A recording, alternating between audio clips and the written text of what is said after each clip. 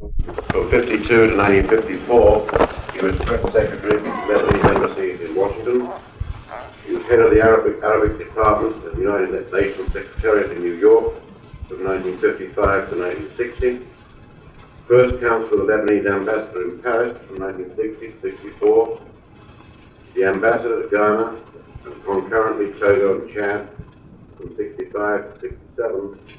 Ambassador to Saudi Arabia from 67 to 69. Ambassador to Libya from 69 to 71. Ambassador to Algeria from 71 to 75. And from 75 to 78, he was an ambassador on mission to the Foreign Ministry in Beirut, a member or head of various Lebanese delegations to the Arab League, the United Nations sections, to Arab countries, and the Arab African Summit held in Cairo in 1977. He was the Inspector General of all Lebanese diplomatic missions. From 1978, he's been the Ambassador to the United States, so he's been around. His subject tonight is Lebanon and the Middle East. After he finishes, he's quite prepared to answer questions. He says he's going to answer them openly, as far as his position allows. I think he's really expressing openly. Ladies and gentlemen, I'd like you to welcome the Lebanese Ambassador to the United States.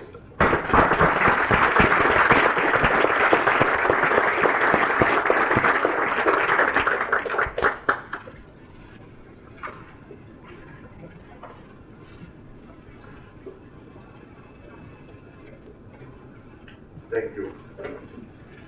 Kind words. You are going to make general statement, question Lebanon, also at the same time the Middle East crisis. We both are related, as you well know, undoubtedly. But I will stress I will emphasize the intricacy of the Lebanese problem in particular. And following these general remarks, I will be particularly happy to answer whatever questions you may be willing to raise. I will do my very best to answer them as openly and as freely as my responsibility in Washington would allow. But I promise you from now that I would like to first of all to be as free as possible in questions, but I promise to be as open and as concrete as possible.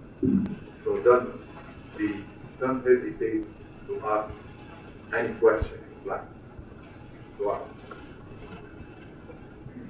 I would like, first of all, to express my thanks to Dr. Frank Bird, Executive Director of the Baltimore Council on Foreign Affairs, who has arranged this important gathering with prominent members of Baltimore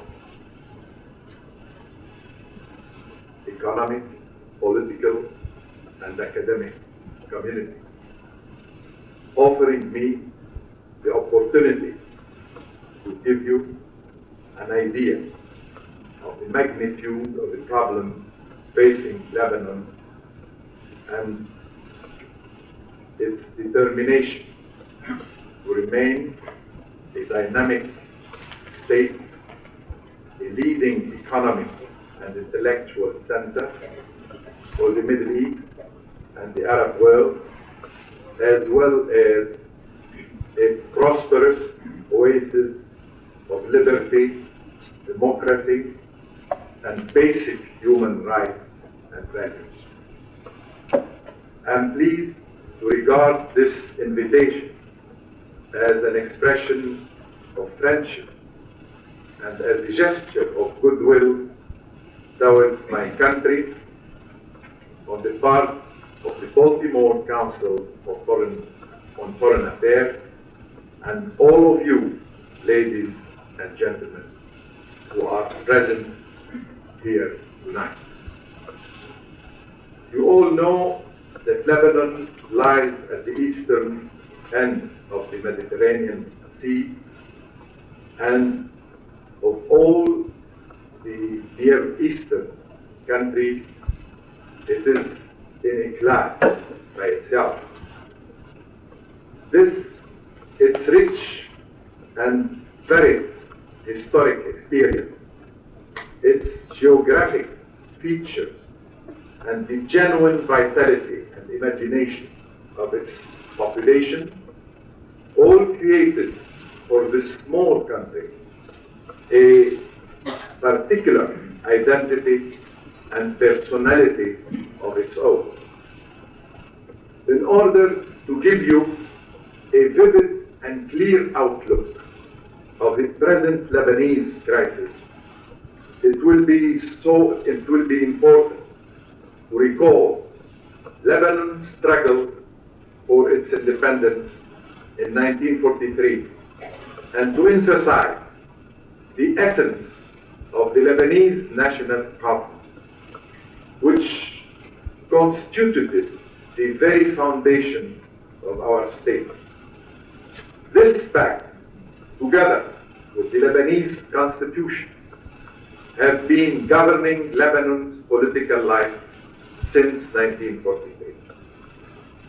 All the political crises that have occurred in our country ever since that day originated from controversies about and divergent interpretations of the Lebanese national covenant, as well as from a number of political and social problems created by events within the Middle East in general, the Arab countries in particular, and also by social, economic, and human problems developing inside Lebanon.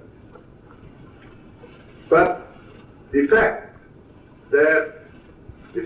is that the Lebanese people, throughout their history, have always been able to deal effectively with their problems and to achieve understanding between themselves whenever they have been able to avoid outside pressures and maneuvers. For outsiders, the Lebanese present crisis looks like a puzzling maze of conflicting alliances and irrational connections where violence seems to be the only way of communication. Yet, the problems become understandable when an effort is made to clarify the intricacy of the Lebanese society and the diverse elements embedded within its structure. Before going further, I feel it's imperative to brush aside the following ambiguities. Despite some religious components, the Lebanese crisis is not a religious conflict.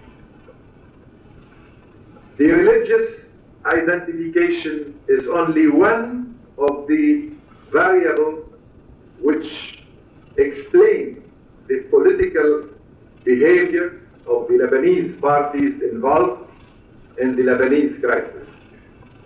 Other variables should be taken into consideration, such as the economic condition, ideological and regional backgrounds, and the outside interference, whether regional or international. The Lebanese crisis is far from being a civil confrontation, although its stage and actors are Lebanese to some extent. Nevertheless, the Arab-Israeli conflict, the Palestinian question, which have lasted over 3 decades, awaiting a just, lasting, and comprehensive solution, plus interference by neighboring countries, influences of the superpowers, all the contribution by certain Arab states, all have played a role in the outbreak of the conflict and the continuation of our tragedy in Lebanon. These interventions are perceived as positive or negative by Lebanese, Arabs, and other analysts, whether analysts or observers or simple citizens. They are perceived as negative or positive depending on which factor or party we are dealing with.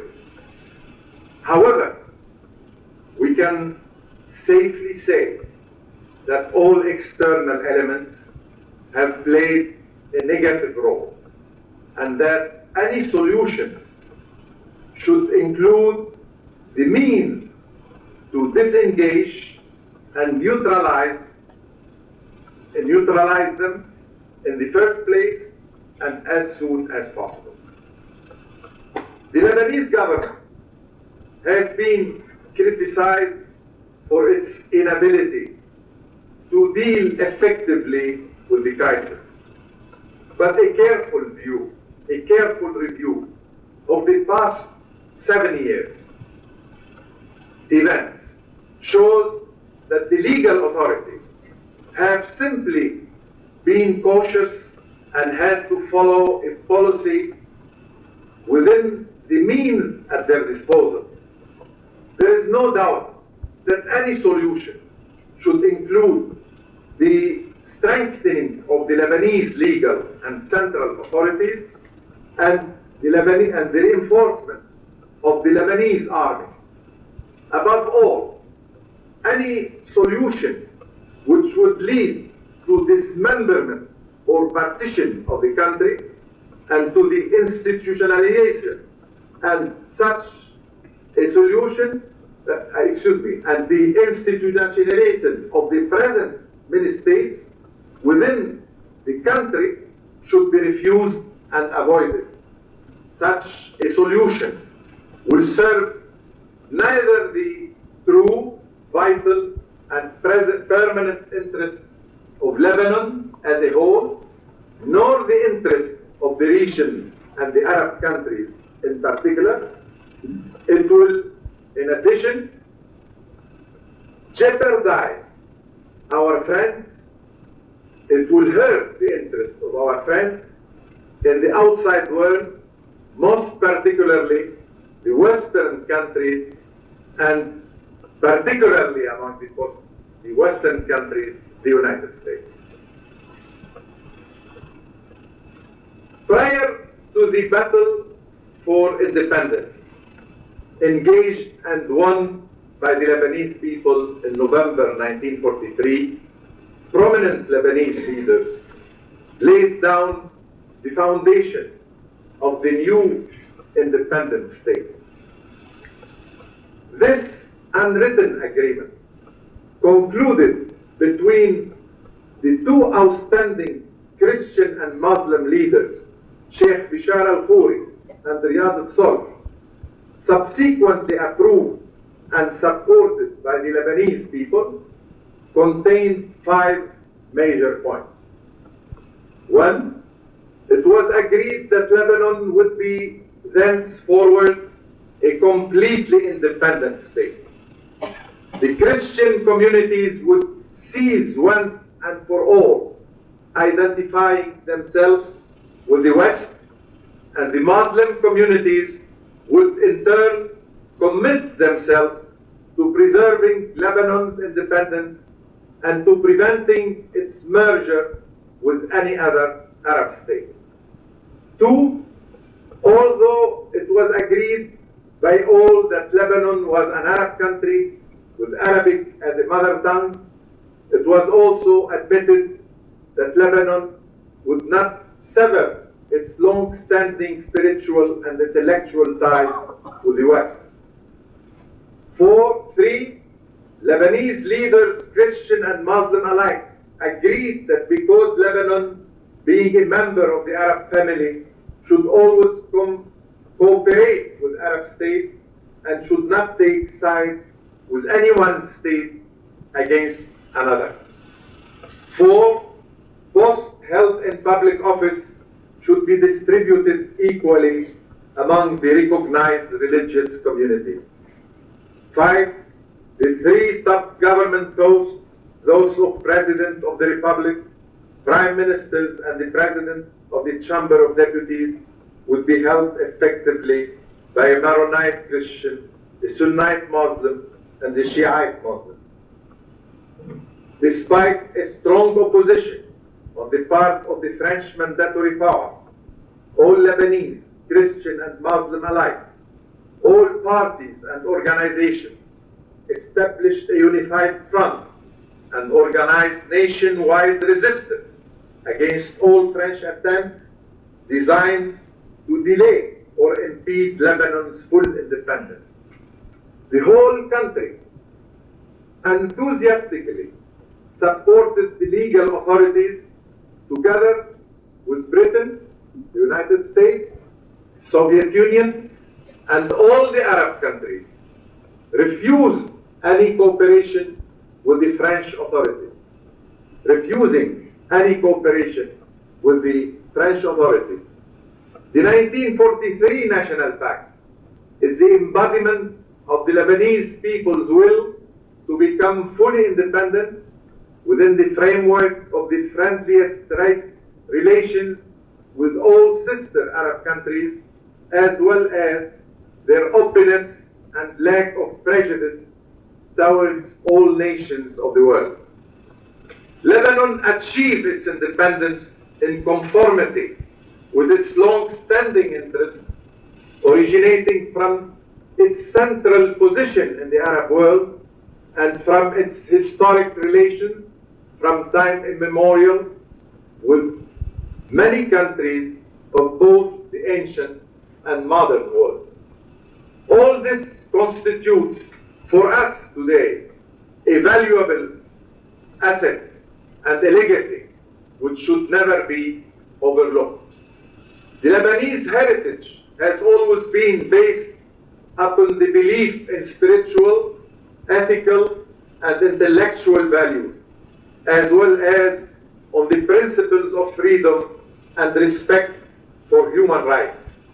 Violence has never been used by successive generations of Lebanese as a method or approach when relating to each other or when dealing with other nations.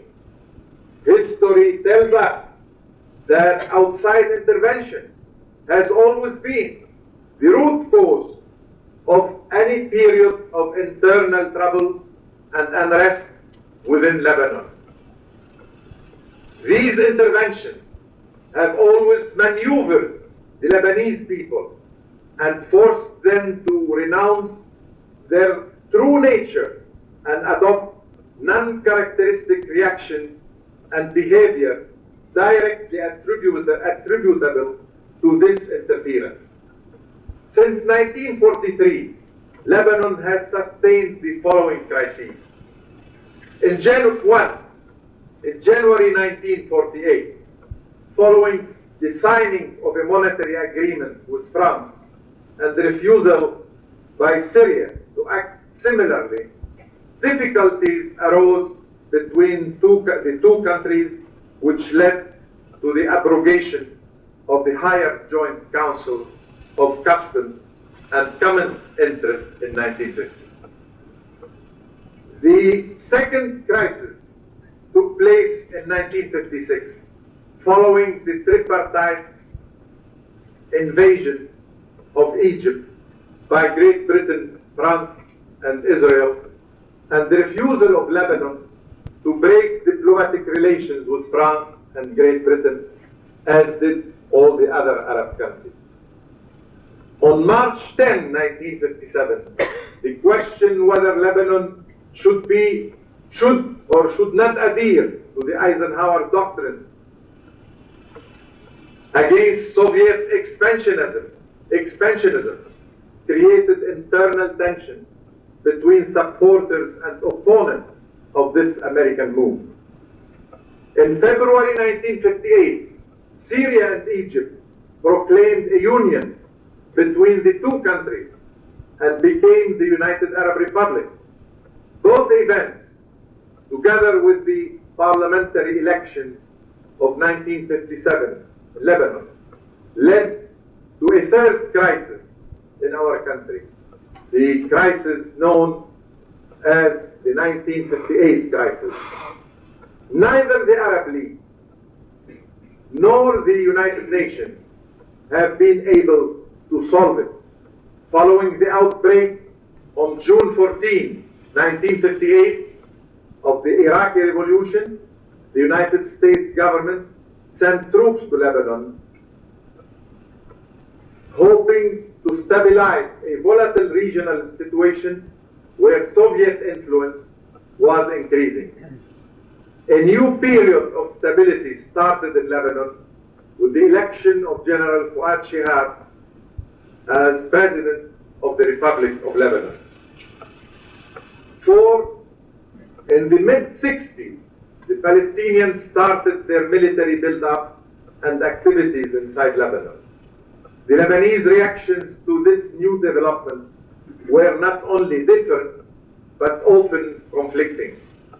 The situation deteriorated following the attack by Israel of Beirut International Airport on December 30, 1968, and led to a government crisis that lasted over 6 months and ended with the signing of the Cairo Agreement between the Commander-in-Chief of the Lebanese Army and the PLO.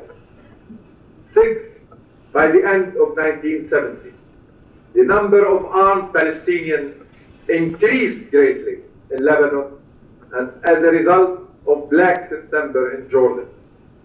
On April 10, 1973, an Israeli commando infiltrated Beirut, killing 3 prominent Palestinian leaders.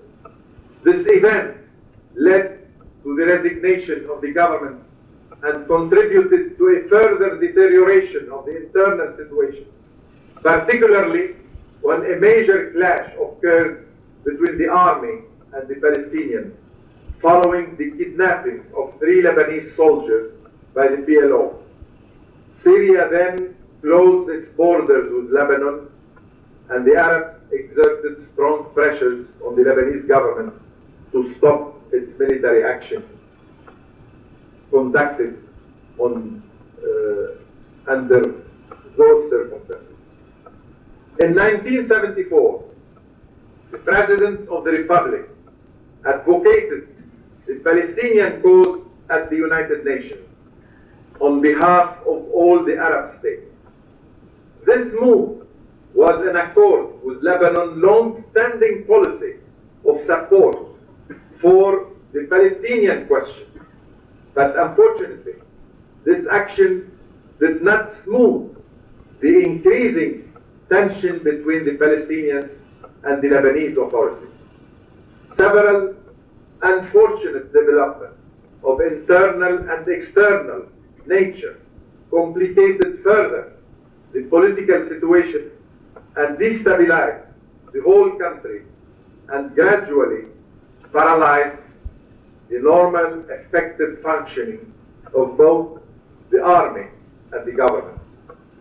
On April 13, 1975, the firing on a bus transporting Palestinians provoked an outburst of violence, spreading quickly and leading to what is known now as the 2 Years' War, which ended with Syrian troops entering Lebanon upon request by the President and the government of Lebanon through a resolution taken unanimously by the Arab League. The Syrian troops, in addition to troops from other Arab countries, became later on what is commonly known now as the Arab Deterrent Force. But unfortunately, despite all the sincere and steady effort towards a settlement of the Lebanese crisis, the troubles resumed in our country and led to the withdrawal of all the Arab troops with the exception of the Syrians. Thus, Lebanon's suffering continued and the Lebanese crisis remains pending, if not more complicated. Lebanon has been experiencing for the last 7 years an unprecedented tragic situation. In addition to the breakdown of the government authority in many areas of the country, the continued turmoil and senseless fighting intermittently here and there have left hundreds of thousands of victims dead or wounded. Property and business represented billions of dollars were destroyed. But worst of all, the fabric of society has been terribly torn and damaged. Lebanon, a great center of business and culture and stability, witnessed throughout its territory surrealistic scenes of violence and destruction which have rarely been seen in the annals of history.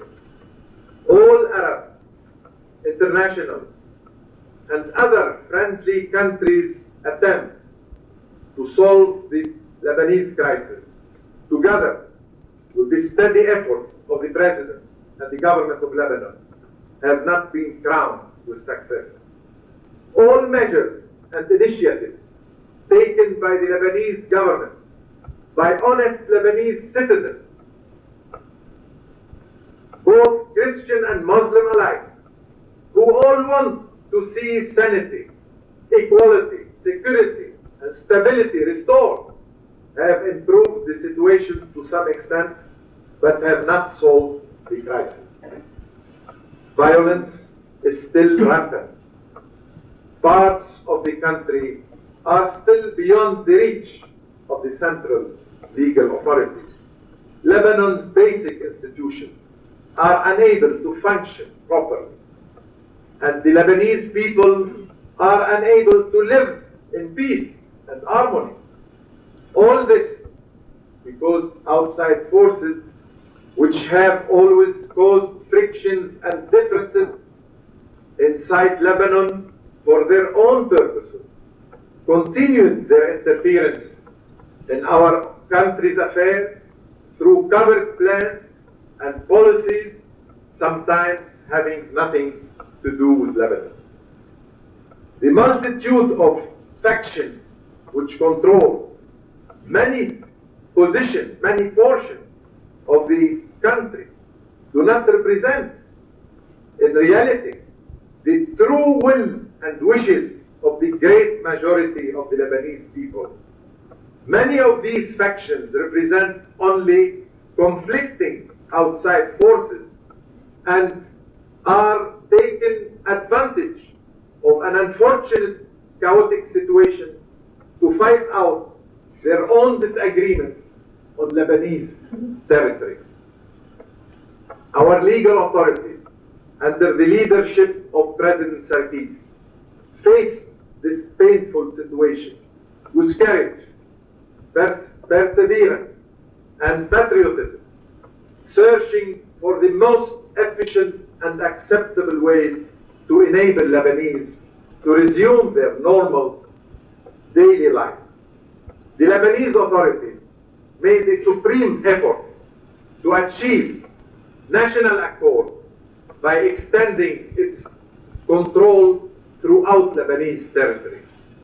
The President of the Republic, together with the Prime Minister, conducted in 1980 a series of lengthy consultations with the various leaders of the country.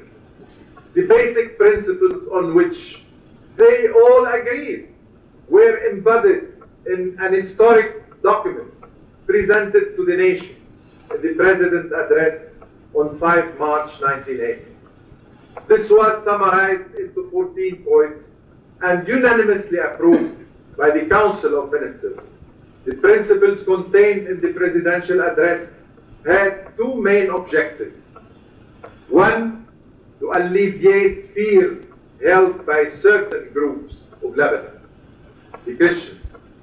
Two, to provide at the same time assurances for the other groups of Lebanese points of contention, of certain points of contention that apply to the Muslims. The 14 points offered reasonable solutions to most of Lebanon's specific political, social, and economic problems. On March 5, 1980, the President of the Republic, in an address to the nation, proclaimed, among others, the following basic principles. We adhere to the unity of Lebanon territory, people, and institutions, and affirm its independence and sovereignty. We reject the establishment of many states in Lebanon and all the entities grown at its expense. We adhere to a free democratic parliamentary system and continue to respond to the people's aspiration for stability, progress, and justice. We adhere to the maintenance of Lebanon's respect for basic liberties within the framework of law and cultural openness to the world. We adhere to a free economic system under the state supervision. We adhere to the principles of comprehensive social justice and real equal opportunity. Lebanon is an Arab country and an active member of the Arab family in accordance with the Arab League Charter. It has expressed solidarity with the Arab brothers and has rejected everything that conflicts with their interests, with their sublime interests. Lebanon emphasizes that the relations among Arab states must be established on the basis of fraternity, sovereignty, and laws of each other, as well as non-interference in the domestic affairs of each other. We have always supported and continue to support the Palestinian question and to help the Palestinian people attain their national aims and establish their own state of their own land. Lebanon adheres to its position in the world, to its international role, to the United Nations principles, and respect the United Nations resolution, particularly the United Nations Security Council resolution on southern Lebanon. In solidarity with the Arab brothers, we reject all forms of cooperation with the Israeli enemy. The relations between Lebanon and fraternal Syria are special relations based on mutual effect for sovereignty, independence, common history, and common history and mutual interest. They warrant close cooperation and full coordination between both countries. Concerning relations with the PLO, we are for the sound implementation of the agreements governing these relations. There can be no state without an army, and consequently, we should enable the army to realize its national aims. These basic principles are cohesive, integrated, and indivisible, and constitute the foundation on which to build Lebanon's present and future. And the statement of the summary of the statement of the President. These basic principles represent a perfect synthesis of the aspirations and strength of the absolute majority of the Lebanese people, regardless of their political, religious, or regional affiliation. We were almost convinced that all Lebanese would rally around them and engage immediately in a constructive dialogue in order to achieve not only a quick national reconciliation, but to endorse them as the components of a new national pact. But again, and soon after, unfortunately, the same outside forces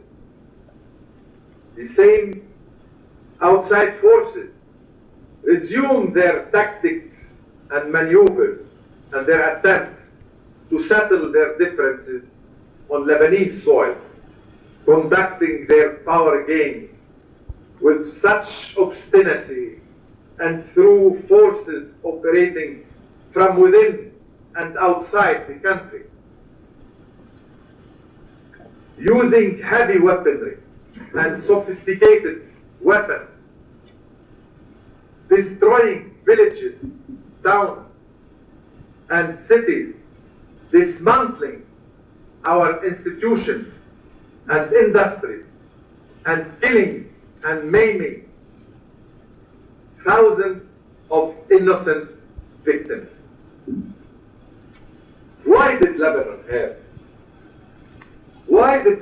have to pay such a heavy price for the Palestinian tragedy and the Middle East crisis, for which the international communities and the big powers in particular should assume full responsibility? Is it because it's a small and proportionately defenseless country? Is it because it's simple to exploit Lebanon through its own social, economic, ideological, and political problems for these reasons? Why should and political problems which exist for all countries, should Lebanon bear the Middle East burden alone for these reasons? Why was Lebanon made easy prey for the turmoil in the Middle East? Because it was easy to lay blame on divergent ideological and political currents within Lebanon, backed respectively by other nations.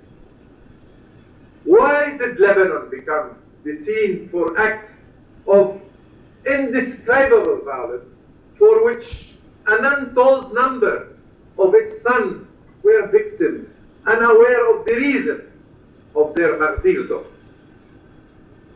Why has Lebanese been chosen to be the arena? Why has Lebanon been chosen to be the arena where outside forces with conflicting interests and goals are clashing, sparing nothing and nobody in their path? The Lebanese people have nevertheless continued to stand, to demonstrate their determination to survive, to adhere to the values and principles which constitute the fundamentals of the Lebanese way of life. Sometimes even making progress despite manifold impediments, and to prove once more their full readiness to restore peace, security, and stability within their country, and to resume their normal life based on mutual understanding, cooperation, and brotherhood. It is high time for Lebanon with the aid of the international community and friends throughout the world to be relieved from the ravages of the world power politics game. Because Lebanon has paid far beyond its means and cannot endure further losses at the expense of its own existence. This is why we believe that the international community and the superpowers in particular, more particularly the United States of America, should give the utmost priority to the Palestinian question, which is the core of the Middle East crisis. The Palestinian people should enjoy the right to self-determination and to establish their own state on their own soil. Any solution that may advocate the settlement of Palestinians outside their land would be unfair and unacceptable. Lebanon rejects any tentative proposal for the solutions of this problem which may jeopardize its own sovereignty and the rights, the sacred rights of its own people. Lebanon has fallen victim to the blatant disregard of the United Nations Charter, to the failure of the international community to resolve the Palestinian question, to the occupation of Arab Palestine by Israel, to the dissemination of Palestinian people, and to attempts at a partial solution of their tragedy. Lebanon's tragedy also originates from the disparities and rivalries within the Arab world to which Lebanon belongs, from the burden Lebanon bears as a result of the ever-increasing presence of hundreds of thousands of Palestinians on its territory, from the interference into its internal affairs, from Israeli aggression and continued threats against its territory, its sovereignty, particularly in the south, through which Israel hopes to achieve political and military objectives.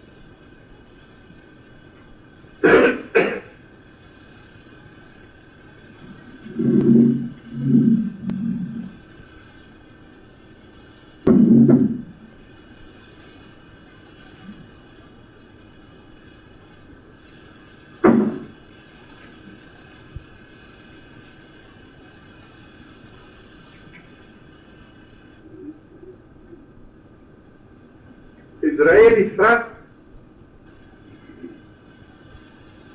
against southern Lebanon, Israeli thrust against southern Lebanon has three major goals, all of which are of paramount importance for the fulfillment of Israeli expansionist aim. The international community is already fully aware of Israel's determination to carry out its plan for acquiring as much Arab land as possible, with a view of turning Israel into the greatest power of the region, yielding its sway over the Arab states and their resources. Israel continues to exercise expansionist policy, and everybody knows its expansionist ambition in southern Lebanon, where the Israelis want to dominate and control the waters of the Itani River.